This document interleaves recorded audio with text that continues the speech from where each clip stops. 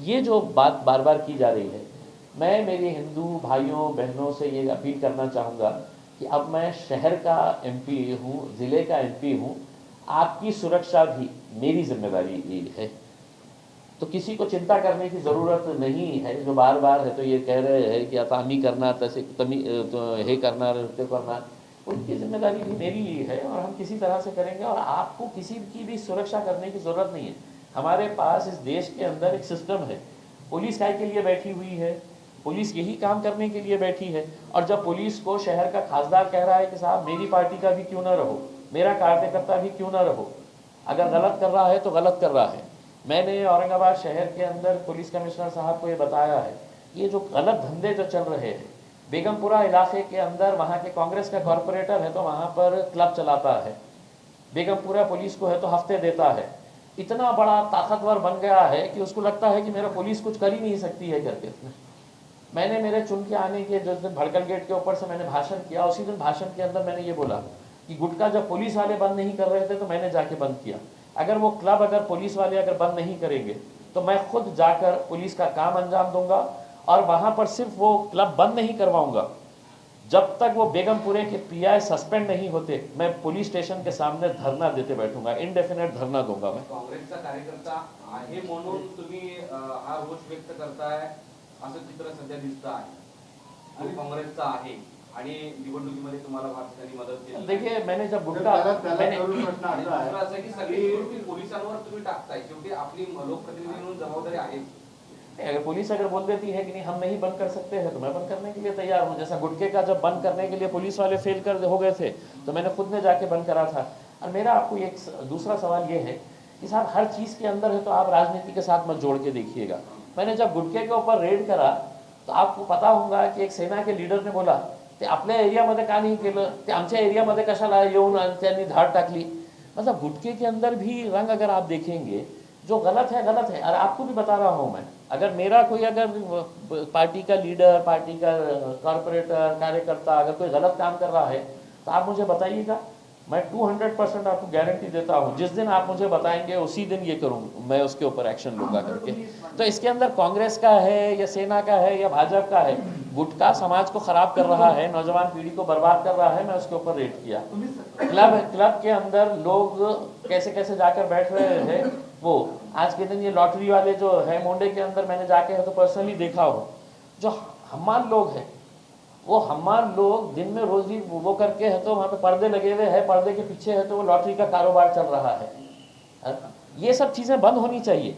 और अगर पुलिस नहीं बंद करेगी तो हम बंद करेंगे, अपने हिसाब से बंद करेंगे। उसमें कहाँ पे है बताइए ना उसमें, अगर आप मुझे बताएंगे तो देखिए मतलब आधी अधूरी बात मत करिए। एक सेकंड, ये ऐसे पत्रकार जो है ना मैं इनको थोड़ा सा हिसाब करूँगा। उसके अंदर ये क्या है, मोबाइल लेके जो बैठ रहे हैं ना उसमें है?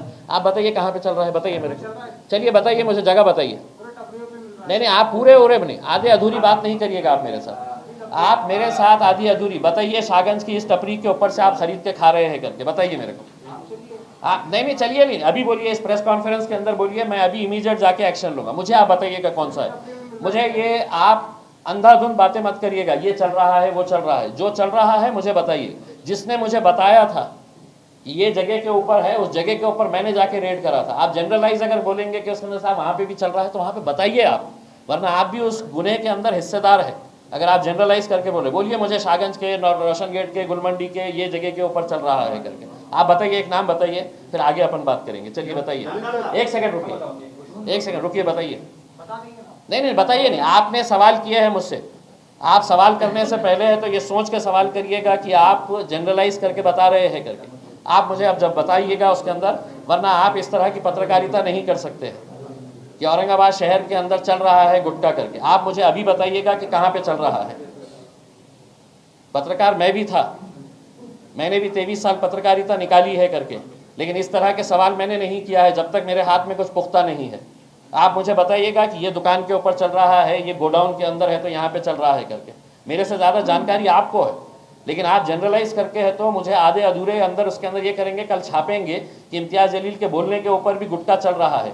कहाँ चल रहा है, क्या इम्तियाज़ जलील अकेले जाके ढूंढेगा, ये आपकी भी जिम्मेदारी। आप बताइए मेरे को, मैं आज का आज है तो एक्शन लेने लगाऊंगा। आपके सामने है तो अभी क्राइम ब्रांच को बोलूँगा कि इस गोडाउन के ऊपर रेड करिएगा।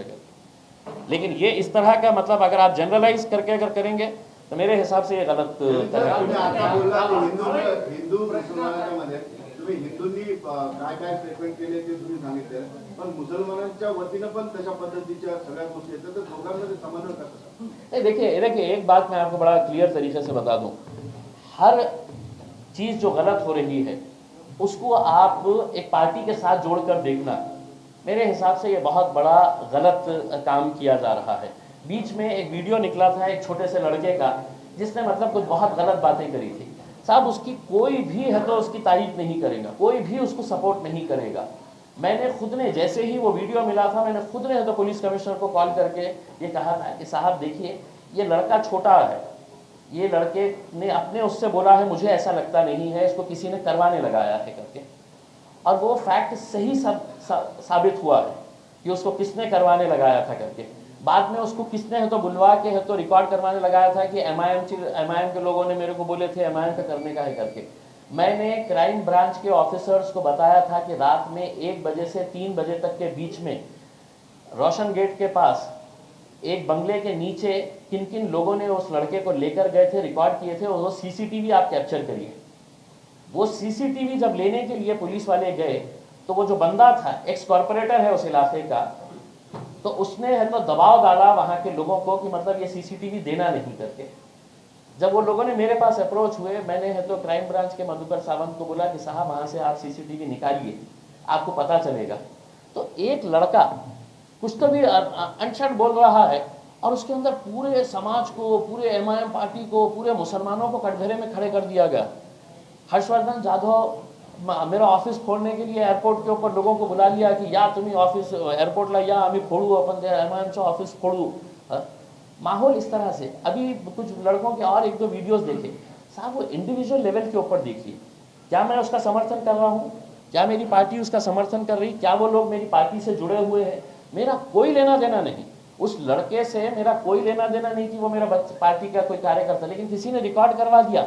उसके बावजूद सिर्फ शहर का माहौल ख़राब नहीं होना बोल के मैंने एक वीडियो मैसेज डाला, और वो वीडियो मैसेज डाल के मैंने क्लियर किया कि भाई ये लड़के का हमारे से कोई लेना देना नहीं है।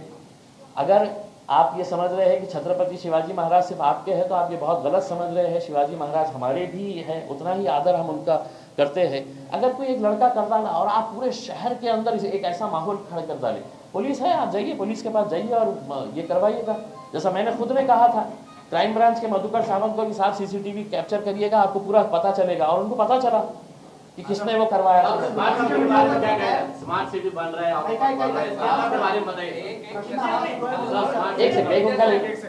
लोकांचा व्हिडिओ बद्दल ठीक आहे, मी तुमच्या 2 व्हिडिओ बद्दल तुम्हाला माहिती विचारतो। एक तुमचा व्हिडिओ व्हायरल होता है, त्यामध्ये तुमचे शब्द आहेत कि शिवसेना का भगवा उखाड़ के फेंका और एमआईएम का खड़ा झंडा लगा लिया, तो आपके पेट में क्या हुआ, समथिंग असा व्हिडिओ आहे, तुम्ही पाहिला असेल। दुसरा, ज्या दिवशी तुम्ही निवडून आले त्या दिवशी पहाटे 2-3 वाजता की काही तुमची विजय रॅली सुरू होती, तुम्ही म्हणाले सभी कहते हैं कि इम्तियाज सीधा है लेकिन इम्तियाज इतना भी सीधा नहीं है। या 2 शब्दांचे मला अर्थ समजावून सांगू शकाल? नहीं, देखिए वो जो मैंने कहा था, लोग कहते हैं कि मैं बहुत शरीफ हूँ करके, मैंने उस दिन तो अपनी सभा में कहा। दरअसल क्या हुआ कि जिस दिन इलेक्शन का रिजल्ट निकला, दिल्ली गेट के पास एक पहलवान है, वो पहलवान के घर के सामने किसी ने है तो पटाखे फोड़े, तो वो पहलवान बंदूक लेकर आकर है तो रोड के ऊपर बैठ गए, बंदूक लेकर आकर, और उनकी फ़ोटो वायरल हो गई। उनकी फ़ोटो वायरल हो गई और पूरे लड़कों ने बोले कि साहब ये कैसा वो है उसमें कि हमने वहाँ पे पटाखे फोड़े, शहर में हर जगह पटाखे फोड़े जा रहे थे। उनको नाराज़गी ये थी कि दिल्ली गेट में आके पटाखे किसने फोड़ा करके, तो उन्होंने रोड के ऊपर आए और ऐसा बंदूक लेके, आपके पास वो फ़ोटो आई है पता नहीं है, लेकिन आप वो फ़ोटो देखिएगा, वो बहुत वायरल हुई है कि पटाखा बंदूक लेके आके रोड के ऊपर बैठ गए। अरे क्या मतलब क्या बिहार है, यूपी है, क्या है मतलब यहाँ पर, क्या लॉ एंड ऑर्डर नहीं है यहाँ पर? तो मैंने तो लोगों के अंदर, नौजवान लड़कों के अंदर इतना गुस्सा है कि साहब हमने पटाखे फोड़े तो बंदूक लेके आ गए। तो मैंने उनको ये बताया कि भैया मुझे इतना शरीफ मत समझो कि तुम मुझे बंदूक लाकर अगर डराएंगे और तुम ये बच्चों को डराने की कोशिश करेंगे, उसके अंदर वो दौर गए तुम्हारे। तो मैंने उस हिसाब से ये कहा था, उसका मतलब और कुछ ये है कि देखिए चुनाव के दौरान है तो आप बहुत सारी बातें कहते हैं। मैंने ये कहा था कि 27 सालों के बाद हमने शिवसेना के झंडे को उखाड़ कर फेंका और हमारा झंडा लहराया करके। सर इसके अंदर ऐसा क्या प्रोवोकेटिव है? उससे ज्यादा प्रोवोकेटिव बातें मैं आपको बताऊं? जो मतलब तुम्ही म्हणताय मी कुठल्या पक्षाचा नाही, मी विकासासाठी आलो. मला म्हणायचं एवढंच आहे की ज्यावेळेस तुम्ही शिवसेनेला झेंडा नाही, भगवा झेंडा एका जातीला तो जातो आणि हिरवा झेंडा आपल्या राजकारणामुळे एका जातीला जातो, तर अशी विधानं खासदारांनी करणं योग्य आहे का? नहीं, मेरा ये है कि कोई भी रंग किसी की जाति के साथ जुड़ा नहीं है सर. मतलब ये है कि हमने बांटे हैं. देखिए हरा रंग है तो हमने ले लिए, नीला किसी ने ले लिया, भगवा किसी ने, ये किसी का मतलब रंग के उसके अंदर ये नहीं है. ठीक है, मैंने है तो अपने भाषणों के अंदर अगर बोला होगा उसमें, तो मेरे हिसाब से वो भाषणों के अंदर बहुत सारी चीजें होती है उसके अंदर. मेरा माझी मुलं हे करत असतील किंवा हिंदूंची मुलं ही असं करत असतील, तुम्ही शेवटी आता तुम्ही खासदार सगळ्यांचे आहात. अशा परिस्थितीमध्ये तुम्ही लोकांना काय सांगणार, इकडच्या आणि तिकडच्या? कारण तुमचं सांगणं अत्यंत महत्वाचं असणार आहे. मैं चुकले असतील तर मग बघा, बघता येईल. मैं- चुकले असतील एक कुर्सी त्यांच्यावर लगाओ. करा. हा प्रश्न असा आहे की लक्षात आलं का मगापासून तुम्ही एक गोष्ट म्हणताय विकास विकास विकास, अर्धा तास विकासाबद्दल बोलता आणि दुसऱ्यानंतर तुमची विकासाची ही व्याख्या आहे का की एखादा क्लब बंद करा, एखादा गुटखा बंद करा, हा बंद केलं म्हणजे औरंगाबादचा विकास आहे का? दुसरा प्रश्न असा आहे की तुम्ही म्हणता की सगळ्यांची सुरक्षा माझ्यावरती लागली. तुमच्याच व्यासपीठावर असे लोक बसलेले आहेत की ज्यांच्यावरती दंगल भडकवण्याचे गुन्हे आणि त्यांना त्या गुन्ह्यात अटक करण्यात आली. हे कसं होणार आहे? पुलिस है ना सर. मतलब मैं आपको क्लियर पहले भी बोला हूँ, एक बार फिर से दोहराता हूँ कि कोई भी रहे, शायद आपने उस बात को सुने नहीं होंगे कि मेरे कार्यकर्ता, मेरा पार्टी का वर्कर जो भी रहे, अगर कानून के खिलाफ है, अगर कुछ गलत हो रहा है तो उसके ऊपर एक्शन होना चाहिए. इसका मतलब मैं ये नहीं कर रहा हूँ.